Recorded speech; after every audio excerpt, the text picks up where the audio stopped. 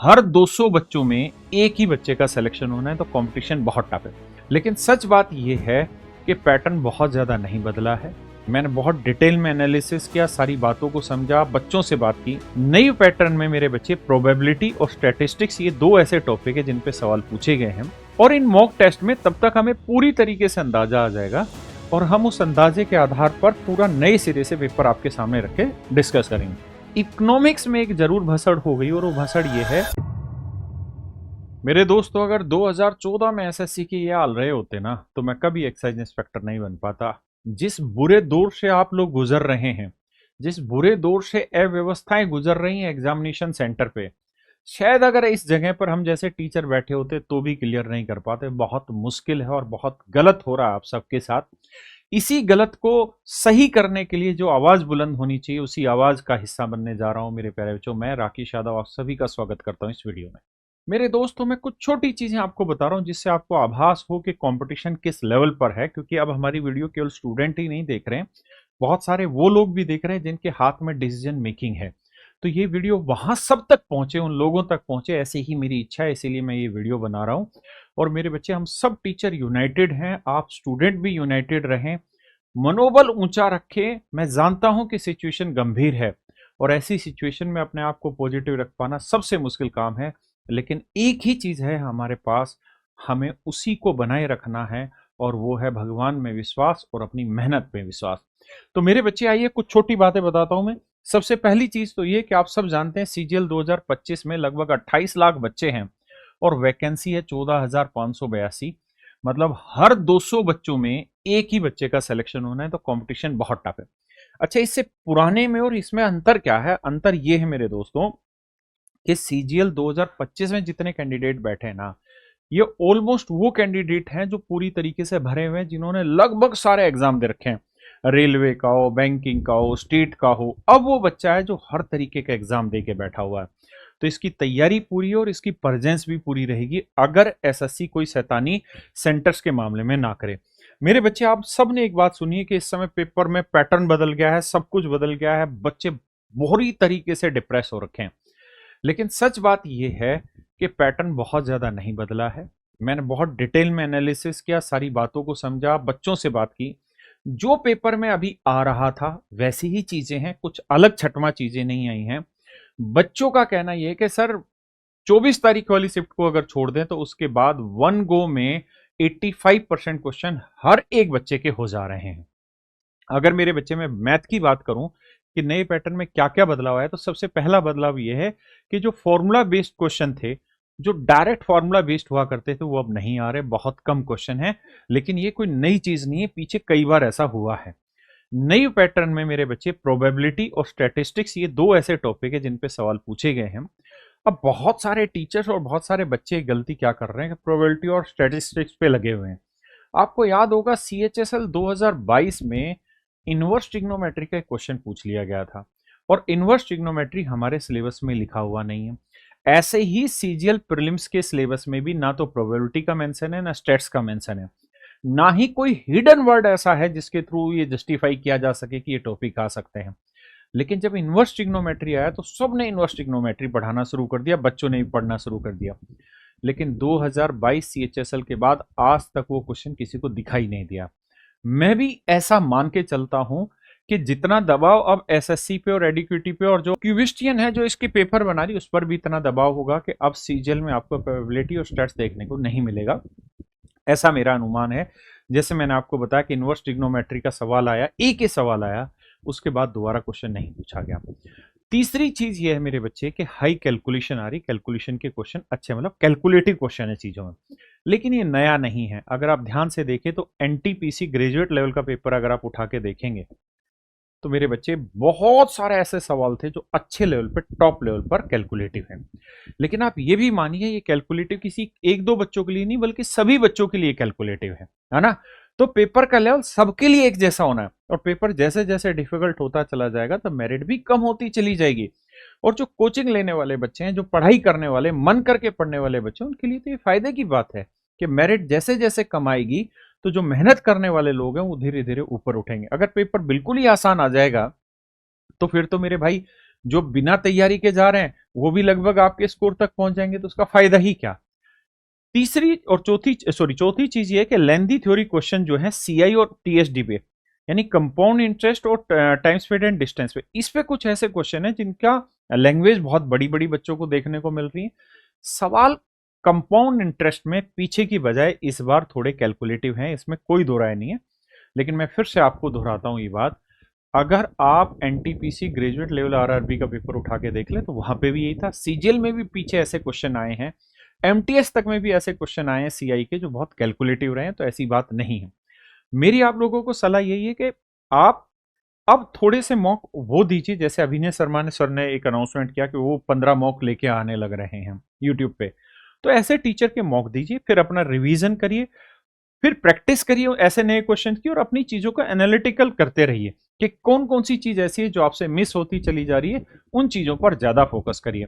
और मेरे बच्चे, मैं भी यही कोशिश कर रहा हूं कि लगभग लगभग जब आपके पेपर के आखिरी 5-6 दिन रह जाएंगे तो 3 मॉक टेस्ट मैं कराऊंगा आपको इसी यूट्यूब चैनल पर, और इन मॉक टेस्ट में तब तक हमें पूरी तरीके से अंदाजा आ जाएगा, और हम उस अंदाजे के आधार पर पूरा नए सिरे से पेपर आपके सामने रख के डिस्कस करेंगे। देखिए, आप सब बच्चे समझदार हैं, आपको ये बात समझना होगा कि बहुत बार कोई चीज छोटी सी होती है लेकिन वो बन के बहुत बड़ी दिखती है, बहुत बार इसके दुष्परिणाम भी आते हैं, तो मैं आपको यही कहूंगा कि घबराने की जरूरत नहीं है। मेरे दोस्तों, अगर हम रीजनिंग की बात करें तो रीजनिंग में जरूर ऐसा हुआ है कि कुछ ऐसे टॉपिक हैं जिनसे क्वेश्चन नहीं आते थे लेकिन अब आने शुरू हो गए हैं, जैसे easy number series but hard triplet series, है ना। ये अनऑर्गेनाइज सफल और टॉपिक्स, बहुत सारे बच्चे कह रहे हैं अरिथमेटिकल पोर्शन से रीजनिंग में बहुत सारे क्वेश्चंस हैं, तो मैंने फिर इस पर रिसर्च किया, पढ़ा कि यार ये दे क्या रहे हैं। तो मेरे भाई, ये मैंने इनका रीजनिंग का सब्जेक्ट पढ़ा, तो देखो जो ये है हमारे सीजीएल का नोटिफिकेशन मेरे बच्चों, है ना, सीजीएल के नोटिफिकेशन में कोई एक्स्ट्रा वर्ड इसमें रीजनिंग में नहीं जुड़ा, लेकिन ये जो नोटिफिकेशन है मेरे बच्चे, ये है सिलेक्शन फेज का, और इसके अंदर इन्होंने लिख रखा है critical thinking, emotional intelligence, social intelligence and other. इस वर्ड को बड़े ध्यान से समझिएगा, अदर सब टॉपिक्स इफ एनी।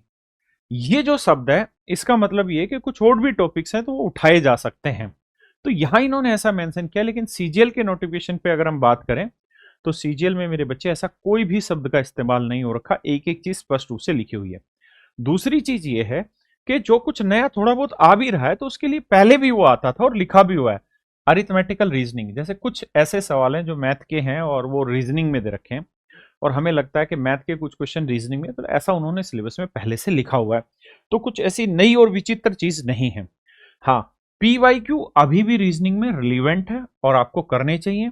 मैं ये भी कह रहा हूं कि प्रीवियस टॉपिक से कोई नया क्वेश्चन नहीं आने लग रहा, जो थे वैसे ही आने लग रहे हैं। थोड़ा बहुत क्वेश्चंस में कभी कभार फ्लक्चुएशन होता है, तो इतना बड़ा इश्यू नहीं होता। अब आते हैं मेरे बच्चे जी के जीएस पे, जिसमें सच मायने में बहुत बड़ा इंपैक्ट आया है, और बहुत सारे बच्चों से डिस्कस करने के बाद मैं आपको ये चीजें बताने लग रहा हूँ। मेरे बच्चे, सबसे पहली चीज तो कि जो ट्रेडिशनल डाटा रहते थे जीके जीएस का, वो अब नहीं आ रहे, या बहुत कम आ रहे हैं, या ना के बराबर आ रहे हैं। जैसे मान लीजिए मैं आपसे कहूँ भारत का राष्ट्रपति कौन है, ये एग्जाम्पल के तौर पे, तो इस तरीके के जो स्टेटिक जीके टाइप के क्वेश्चन थे वो नहीं आ रहे, बहुत कम क्वेश्चन आने लग रहे हैं। और मेरे बच्चे, करंट अफेयर में एक इश्यू ये है कि 2-2 साल पुराना भी करंट अफेयर ये रिव्यू करने लग रहे हैं, उस पर भी क्वेश्चन पूछ ले रहे हैं। कुछ ऐसे टॉपिक्स हैं जिन पे ज्यादा इन्होंने क्वेश्चंस पूछे हैं, रिपीट किया है जिनको बहुत ज्यादा, जैसे organisation, socio reforms, battle, committees, awards and sports, military development, इन चीजों पर इन्होंने काफी सारे क्वेश्चन पूछे हैं। स्टेटमेंट बेस्ड डाटा आ रहा है, हिस्ट्री और पॉलिटी, ये इस तरह से है जो बच्चों ने मुझे सजेस्ट किया कि सर 1 लाइन लिखिए, 2 लाइन लिखिए, 3 लाइन लिखिए, और फिर इन पे आपस में क्रॉस क्वेश्चन कराए हैं कि क्या इसका आंसर देने के लिए पहला एनफ है, दूसरा एनफ है, या तीनों आप एक दूसरे को रिलेट करती है। तो कहीं ना कहीं जीएस में उसने चीजों को बदला है और नए पैटर्न पर बात की है। ज्योग्राफी से एज यूजुअल क्वेश्चन आ रहे हैं जैसे पहले आ रहे थे। इकोनॉमिक्स में एक जरूर भसड़ हो गई, और वो भसड़ ये है कि जो रिसेंट डाटा की रिपोर्ट्स है उस पर थोड़ा गहराई में चला जा रहा है। जैसे मैंने आपको पीछे भी एक एग्जांपल देके समझाया था कि मान लीजिए मैं कहूं कि दिल्ली की साक्षरता दर कितनी है, तो एक नॉर्मल डाटा हर कोई याद भी रखता है, लेकिन अगर मैं कहूं कि पिछले 2 साल में दिल्ली की साक्षरता दर में कितना प्रतिशत परिवर्तन हुआ, तो ये ऐसा डाटा हो गया जिसको बहुत अच्छे तरीके से पढ़ने वाला बच्चा भी नहीं कर पाएगा। मेरे बच्चे, मैं ये कहूंगा कि जो भी पीवाईक्यू आप करने लग रहे हैं या जो भी आपके पास पीवाईक्यू की किताब है, उसमें अच्छे पीवाईक्यू ही रिवाइज करिए, अच्छे पीवाईक्यू से ही प्रैक्टिस करिए और उन्हीं का एनालिसिस करिए। जो नॉर्मल पीवाईक्यू उनको करने की जरूरत नहीं है। और इसके रिगार्डिंग मैं क्या कर रहा हूं कि टॉपिक वाइज है ना, कुछ प्लेलिस्ट डलवा दे रहा हूं आपको इसी वीडियो के डिस्क्रिप्शन में। मेरे बच्चे, न्यू पैटर्न पे इंग्लिश में बात करें तो रीडिंग स्किल पे जबरदस्त लेवल पे फोकस किया हुआ है। 24 तारीख वाले में ये था कि वो कैब से एक भी क्वेश्चन नहीं पूछा गया, लेकिन उसके बाद ऐसे रहे हैं कि लगातार एक एक दो दो क्वेश्चन वो कैब के पूछे गए हैं। पैरा जंबल एंड फिलर्स जो है वो एक्सपेक्ट जितना करते हैं उससे ज्यादा आने लग रहे हैं। वो कैब बहुत कम आ रही है, बट क्लोज टेस्ट के थ्रू ये चीजें पूछी जा रही है। Previous concept of topic still highly relevant है। नीडेड एनहेंस्ड रीडिंग स्किल, यानी जो आपका रीडिंग का पोर्शन है उस पर थोड़ा सा आपको अपने स्किल को और मजबूत करना होगा। तो ये सारी चीजें मेरे बच्चे, साथ के साथ मैं आप सबको ये कहना चाहता हूँ कि मैथ में आपको अलग से घबराने की जरूरत नहीं है। मैं इसी यूट्यूब चैनल पर और रोज आपको 30 मिनट क्विक रिवीजन करा रहा हूँ। जैसे ही आप प्लेलिस्ट पे आएंगे तो सबसे पहली प्लेलिस्ट आपको ये दिखाई देगी, और इस प्लेलिस्ट में जब आप जाएंगे तो मैंने वहां 4-5 चैप्टरों का रिवीजन कराया। अगर आप ध्यान से देखेंगे तो मेरे बच्चे, मैंने एलसीएम एचसीएफ पूरा क्विक रिवीजन करा दिया, profit and loss quick revision करा दिया है मेरे बच्चे। उसका टाइम स्पीड एंड डिस्टेंस मैंने क्विक रिवीजन करा दिया। तो 5 वीडियो डाली। कुछ जैसे टाइम स्पीड एंड डिस्टेंस इस बार थोड़ा सा अच्छा पूछा जा रहा है, तो मैंने पूरी लगभग 4 घंटे की एक वीडियो डाल के एक एक कॉन्सेप्ट, उनका एक एक सवालों की प्रैक्टिस, उस कॉन्सेप्ट के पीछे की बैकग्राउंड की चीजें भी मैंने आपको बताई है। तो ये सारी चीजें आपके पढ़ने में काम आएगी। दूसरी चीज ये कि जितने भी टीचर्स हैं वो सब आपके सपोर्ट के साथ ही हैं, आप लोगों के साथ हैं और आप लोगों की वजह से ही हैं।